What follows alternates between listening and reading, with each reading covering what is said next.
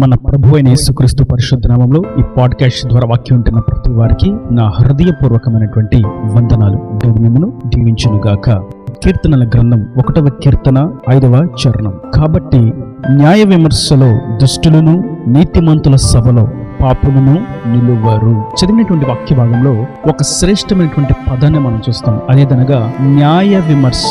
న్యాయ విమర్శ అని అన్నప్పుడు విమర్శ అనేటువంటి విషయాన్ని మనం కొంచెం లోతుగా గమనించినట్లయితే, విమర్శ అనేటువంటి పదం క్రిటిసిజం. విమర్శ అనేటువంటి మాట సాధారణంగా ఒక విషయంలో చెడు సంబంధమైనటువంటి వాటిని గూర్చి మాట్లాడేటువంటి సందర్భమును గూర్చి విమర్శ అనేటువంటి పదాన్ని ఎక్కువగా ఉపయోగిస్తారు. అయితే విమర్శ అనేటువంటి పదమును గూర్చి అసలు సరైనటువంటి నిర్వచనమును మనం చూసినట్లయితే, ఏదైనా ఒక విషయం అది మంచిది గాని చెడును గాని లోతుగా విశ్లేషించి దానిలో ఉన్నటువంటి విషయాన్ని, సమాచారాన్ని బయటకు తీసుకురావడమే విమర్శ. ఇప్పుడు మనం ఈ పదంలో అర్థం చేసుకోవాల్సినటువంటి మాట ఏదనగా, ఈ విమర్శ అనేది మంచిని గూర్చి మరియు చెడును గూర్చి కూడా విశ్లేషణను లోతుగా పరీక్షించి ఆ విషయాన్ని బయటకు తీసుకుని వస్తుంది. ఇక్కడ రాయబడినటువంటి మాట న్యాయమైన విమర్శ.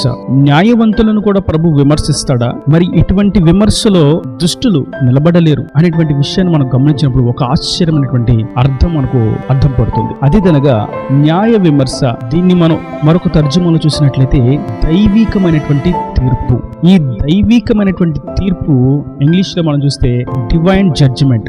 నీతిమంతులను, ఆత్మ సంబంధంగా పరిశుద్ధంగా దేవుని కొరకు ప్రతిష్ఠిత కలిగి యథార్థంగా జీవిస్తున్నటువంటి తన జనులను ఆయన ఒక రోజు విమర్శిస్తాడు. ఇది ఎటువంటి విమర్శ అని చూసినప్పుడు దైవికమైనటువంటి విమర్శ. ఇది నీతిలో నా కొరకు ఎంత నీతిమత్వమును అనుసరించి జీవించారు, ఎంత యథార్థంగా ఉన్నారు, నా కొరకు ఏ విషయాల్లో తగ్గించుకున్నారు, నా కొరకు ఏ విషయాల్లో కన్నీరు కార్చారు, నా నిమిత్తం ఏ విషయాల్లో నలిగిపోయారు, నా కొరకు ఏది ప్రతిష్ఠిత కలిగి దేన్ని ప్రతిష్ఠించారు అనేటువంటి విషయాలను గురించి ప్రభు ఒకరోజు విమర్శిస్తారు. మనం చేసేటువంటి ప్రార్థన, మనం కార్చేటువంటి కన్నీరు, మనం చేసేటువంటి ఆరాధన, మనం కలిగినటువంటి భక్తి జీవితం, మన యొక్క యథార్థత, మన యొక్క మాటలు, మన యొక్క మనస్తత్వం, మన యొక్క ఆలోచన విధానాలు, మన యొక్క ప్రతిష్టత, మన యొక్క సమర్పణ, మన యొక్క దాతృత్వం, మనం చేసినటువంటి నీతి కార్యాలు, దాన ధర్మాలు, ప్రతి విషయం గురించి ఆయన ఒకరోజు విమర్శిస్తాడు. ఇది ఆత్మ సంబంధమైన దైవీకమైనటువంటి విమర్శ.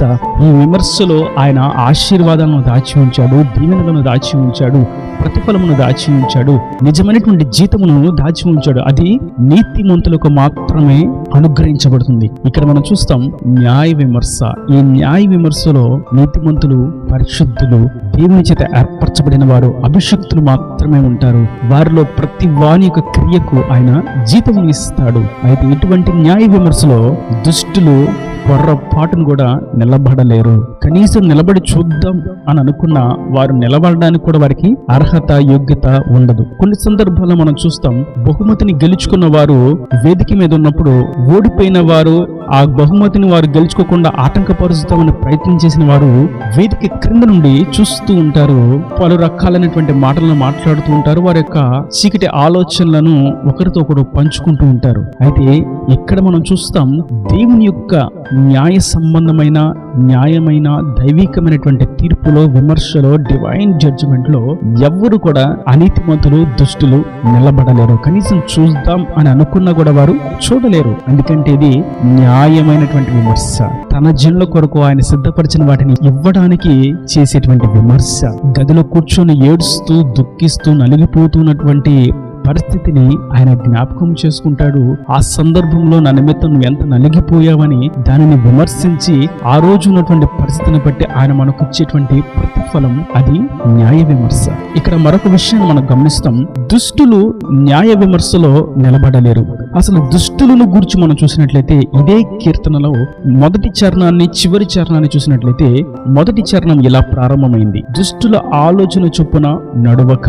అవును, ఇది దుష్ట సంబంధమైనటువంటి ఆలోచనలతో కూడినటువంటి నడక. ఈ నడక ఎక్కడికి తీసుకుని వెళ్తుంది? ఈ ఆలోచన ఎలా నడిపిస్తుంది? ఈ దుష్టుని యొక్క చివరి అడుగు ఎక్కడికి వెళ్తుంది అని చూసినట్లయితే ఇదే కీర్తన చివరి చరణంలో ఈ విధంగా రాయబడి ఉన్నది, దుష్టుల మార్గము నాశనమునకు నడుపును. ఈ దుష్టుని యొక్క ఆలోచన, నడవడిక, క్రియలు అన్నీ కూడా చివరికి నాశనములకే నడిపిస్తాయి. వాడి యొక్క మార్గం, చివరి అడుగు నాశన కూపంలో మునిగిపోతుంది. అది భయంకరమైనటువంటి అగ్ని కూపము, అది దారుణమైనటువంటి నరకము. ఎవరు తాళలేని, ఎవరు అంగీకరించలేని, ఎవరు ఒప్పుకోలేని, ఎవరు క్షణమైనా నిలబడలేనటువంటి ఆ అగ్ని కూపములకు వారు నడిపించబడతారు. ఎందుకంటే వారి యొక్క ఆలోచనలే దుష్ట సంబంధమైనవి, వారి యొక్క నడవడికే దుష్ట సంబంధమైనది. ఈ దుష్ట సంబంధమైన ప్రతిదీ చివరి దశను మనం గమనిస్తే అది నిత్య నరకము, నిత్య అగ్ని. అక్కడ పండ్లు కొరుకుటయు ఏడ్పుయు ఉండును. వారి యొక్క బాధ సంబంధమైనటువంటి పొగ యుగ యుగములు పైకి లేచుచూ ఉండును. మరియు వారిలో పురుగులు పుట్టును. మరియు వారిలో బహు విపరీతమైనటువంటి దుర్వాసన వెదజల్లును. మరియు నీచమైనటువంటి అంశాలతోనూ, నీచమైనటువంటి మాటలతోనూ వారి నోరు అక్కడ నింపబడి ఉంటుంది. వారు ఒకరి మీద ఒకరు దూషించుకుంటూ, కలహించుకుంటూ, అక్కడ కూడా దుర్భాషలాడుకుంటూ ఆ నరకంలో బహు భయంకరమైనటువంటి పరిస్థితిని అనుభవిస్తారు. వీరు ఎవరు అని చూసినట్లయితే దుష్టులు. అయితే ఒకటి వాస్తవం, ఆయన కొరకు నీతిమంతులుగా మార్చబడి నీతిగా జీవిస్తూ, యథార్థంగా జీవిస్తూ, పరిశుద్ధంగా జీవిస్తూ ఆయన ఇచ్చినటువంటి రక్షణ వస్త్రమును కాపాడుకుంటూ ఉన్నవారు న్యాయ విమర్శలో దేవుని చేత దైవీకమైనటువంటి తీర్పులో ఉండి ఆయన చేత బహుమానములు పొందుకుంటారు. నేటి వాక్యం ఇచ్చినటువంటి నా ప్రియ సహోదరులారా, మనం న్యాయ విమర్శలో ఉండవలసిన వారమే కానీ దుష్టుల మార్గంలో నడవవలసిన వారము కానే కాదు. ఒకవేళ న్యాయ విమర్శలో నేను ఉండాలని కోరుకున్నట్లయితే సినిమాలు, సీరియల్, వ్యర్థమైనటువంటి ముసలమ్మ ముచ్చట్లు, లోక సంబంధమైన వాటిని ఇతరులతో పంచుకోవడం, వాట్సాప్ స్టేటస్లు, ఫేస్బుక్లు, ఇన్స్టాగ్రాములు, లోక సంబంధమైనటువంటి సోషల్ మీడియాలు సమయాన్ని వృధా పరిచేటువంటి, దేవుని నుండి దూరం చేసేటువంటి, లోకమంతటిని కళల్లో నింపేటువంటి, కళలో నుండి మనసులో నింపేటువంటి శరీర క్రియలకు, శరీర కోరికలకు తావు తీసేటువంటి వాటికి దూరంగా ఉంటూ దేవుని యొక్క వాక్యమును ప్రకటిస్తూ, దేవుని యొక్క వాక్యాన్ని మనలో అన్వయించుకుంటూ, దేవుని వాక్యానుసారంగా జీవిస్తూ, మాదిరికరమైనటువంటి భక్తి జీవితం కలిగిన వారంగా ఇతరులను దేవుని వద్దకు తీసుకొచ్చేటువంటి న్యాయమైనటువంటి నీతిమత్వం కలిగిన వారంగా మనం నిలిచి ఉండాలి. అనగా ఆయన రక్తంలో కడగబడాలి. ఆయన పరిశుద్ధ రక్తమును మన కొరకే చిందించాలి. దుష్టులైన, పాపులైన వారిని రక్షించడానికి ఆయన తన పరలోకమును విడిచి భూమి మీదకి శరీరధారిగా దిగి వచ్చాడు. ఆయన రక్తంలో మనం కడగబడినప్పుడు మాత్రమే మనం నీతిమంతులుగా మార్చబడతాం. ఇది ఉచితంగా మార్చబడేటువంటి బ్రతుకు. దీని కొరకు మనం ఏది కూడా చెల్లించాల్సిన అక్కర్లేదు. హృదయపూర్వకంగా మనం ఆయన వద్దకు చేరి నోటితో ఒప్పుకొని హృదయం ముందు ఆయన నామం విశ్వసించినట్లయితే ఆయన మనలను నీతిమంతులుగా మారుస్తాడు. ఆయన నీతిమంతులుగా మార్చిన తర్వాత ఆయన నిత్య రాజ్యంలో జీవ గ్రంథంలో మన పేర్లను లిఖింపచేస్తాడు. ఆయన నిత్య రాజ్యంలోకి మనలను యోగ్యులుగా, అర్హుదాలుగా మారుస్తాడు. మనం చేసేటువంటి ప్రతి నీతి క్రియకు, ప్రతి పరిశుద్ధమైనటువంటి క్రియకు, ప్రతి ప్రార్థనకు, ప్రతి కన్నీటి బొట్టుకు, ప్రతి యథార్థమైనటువంటి నడవడికకు ఆయన ప్రతిఫలమునిస్తాడు. ఇది మనకు ఒక గంభీరమైనటువంటి జ్ఞాపిక. ఎప్పటికీ ఈ విషయాన్ని జ్ఞాపకంగా ఉంచుకోవాలని, ఈ భూలోకం మీద జీవిస్తున్న ప్రతి నరుడు దీన్ని గుర్తుంచుకోవాలని ప్రభు వ్రాయించి ఇచ్చినటువంటి శ్రేష్టమైనటువంటి గంభీరమైనటువంటి మాట. కనుక ఈ విషయాన్ని మనం జ్ఞాపకంలో ఉంచుకుందాం, అనేకులకు జ్ఞాపకంలోనికి తీసుకుని వస్తాం. ఇటువంటి న్యాయ సంబంధమైన దైవికమైనటువంటి తీర్పులో, విమర్శలో మనము తప్ప మరెవ్వరూ నిలబడలేరు. అట్టి విధమైనటువంటి ఆత్మ సంబంధమైనటువంటి తీర్పులో, ఆత్మ సంబంధమైనటువంటి దీవెనలను, ఆశీర్వాదాలను మనం పొందుకునదలిచిన ఎడల మన రక్షకుడైనటువంటి యేసుక్రీస్తు యొద్దకు మనము చేరి ఆయన రక్తంలో కడుగబడి ముంచటి బాప్తిస్మము తీసుకొని ఆయన యొక్క పరిశుద్ధాత్మతో నింపబడి ఆత్మచేత మనం నడిపించబడుతూ, ఆత్మచేత ఆయన పోలికలను మార్చబడి ఆ ఆత్మచేతే పరలోకమునకు కొనుపబడదాం. ఆయన నుండి నిత్య రాజ్యములకు మనం వారసులుగా మార్చబడదాం.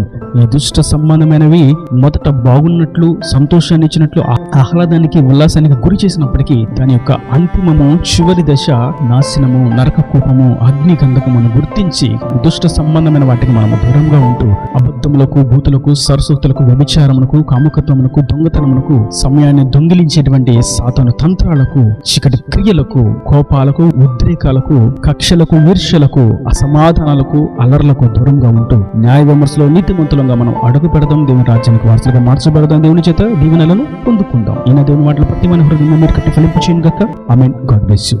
తలలో మంచి కన్నులు మూసినట్లయితే మీ కొరకు చిన్న ప్రార్థన.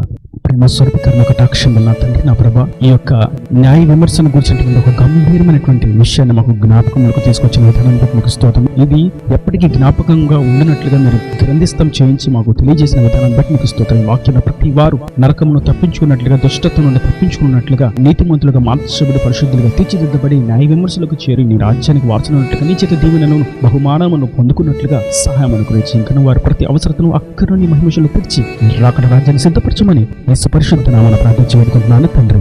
ఆమేన్, ఆమేన్.